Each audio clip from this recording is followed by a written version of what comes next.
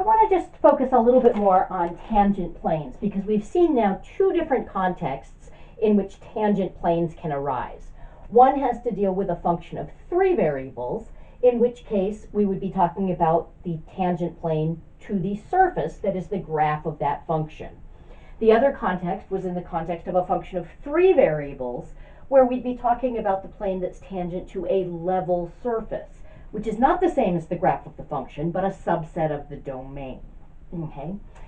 So if I have a function of two variables, z equals f of xy, suppose it's differentiable at a point p naught in its domain and that the gradient is not zero at that point, so that this is all interesting.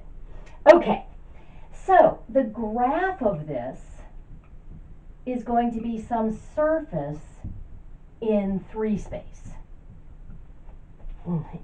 That's very different from if I have a function of 3 variables where q naught, x naught, y naught, z naught is a point in its domain. Again, we'll assume this function is differentiable, and let's suppose that the gradient is not 0 at q naught. If I were to graph this function, it would be a hypersurface in 4 space. Because I've got 3 input variables, but then I've got a 4th dimension from my output variable, w. Okay.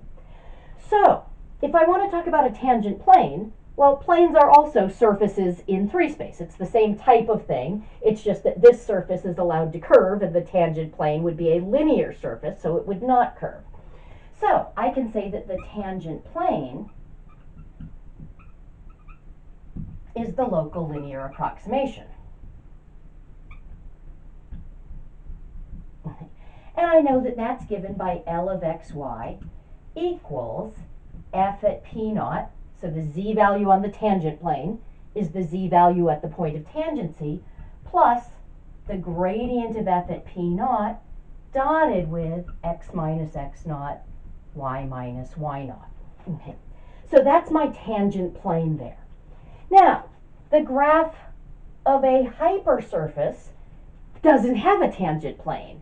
It has a tangent hyperplane. So if I were to come up with a local linear approximation, which I certainly could, if I were to come up with a local linear approximation, it would be approximating the graph of this function in 4 space. Okay. So the local linear approximation is a tangent hyperplane in 4 space. You can write that as either 4 space or R4. Okay. That would be L of xyz is equal to f at q naught. Oh, I'm sorry, I called this function g.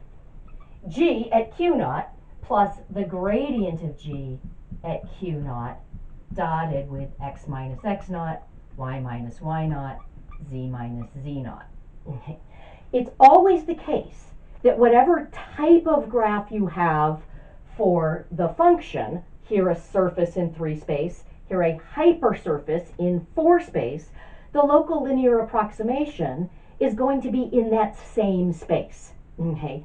It's going to be the same type of thing. It's going to be a surface in 3 space over here. It's going to be a hypersurface in 4 space. What's different is that the original graph of the function is allowed to curve. The local linear approximation will be a surface or a hypersurface that does not curve. It will be a linear function. Okay. So, if I give you a function of 3 variables and I ask you to find a tangent plane, I am not asking you to find the plane that's tangent to that function, to the graph of that function, because there is no such thing. I would have to talk about a tangent hyperplane. Okay. If I ask you to find a tangent plane, it would be to a level surface. So if I have g of xyz equals some constant k, that would be a level surface. That would be in 3 space, because that's a subset of the domain. Now, if that's a surface, it might very well have a tangent plane, and I can find an equation for that. That's where we can use point normal form. Okay. Because the gradient of g, since g is a function of 3 variables, the gradient of g is going to have 3 components. That's what I need for a normal vector to a plane in 3 space. Okay. Notice here the gradient of f is used in building the tangent plane, but it is not normal to the tangent plane, because if I have a function of 2 variables, the gradient's going to be in 2 space. The gradient lives in the same space as the domain of the function, which is 1 dimension less than the graph of the function. Okay, so if we've got this, I can say, okay, the gradient of g at q naught dotted with x minus x naught, y minus y naught, z minus z naught equaling 0, that's going to give me the tangent plane to the level surface. Now, it's easy to get confused because all of these formulas involve the gradient dotted with a vector that's giving me some change. But in the formulas for the linear approximation, I'm using that just to calculate the change in my output variable. And I'm adding that to the function value at my point of tangency. And the result of that is the output on the linear approximation. Here the result is a z value. Here the result is a w value. Okay. So this dot product shows up here.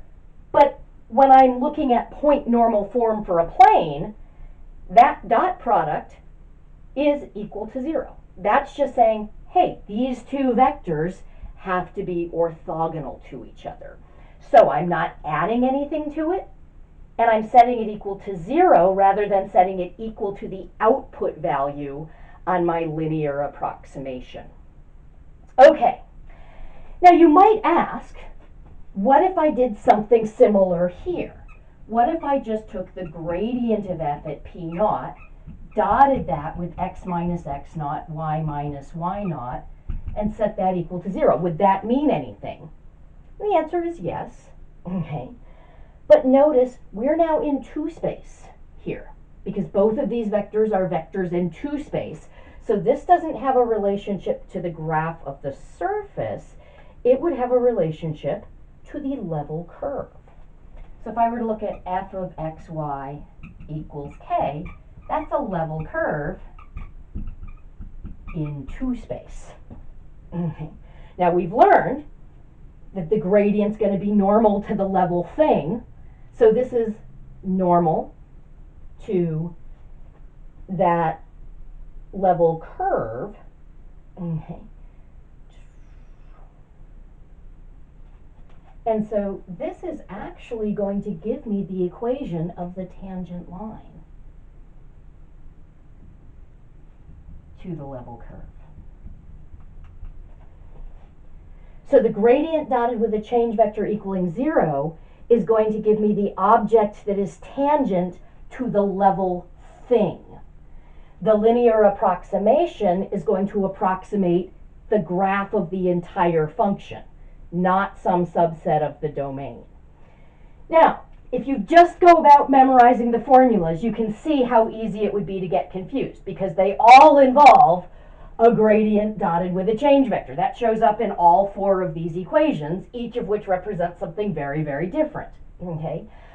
So, moral of the story, do not blindly memorize into a memorized formula. Think about what it means. That's a great moral to take with you in all math classes. Don't blindly memorize and plug in. Try to think about what it means. Okay.